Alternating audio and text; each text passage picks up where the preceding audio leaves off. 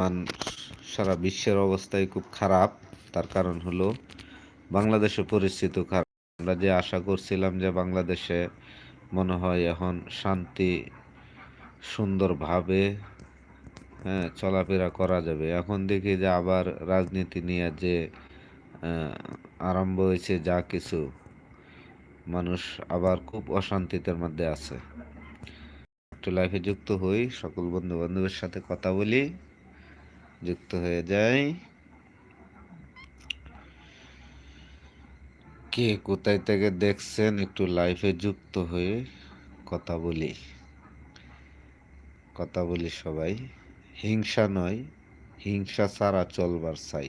হিংসা ভালো না, যে জাতি হোক, সে মুসলমান হোক, হিন্দু হোক, ইহুদি হোক, নাসারা, যে জাতি হোক, সবাই তো মানুষ।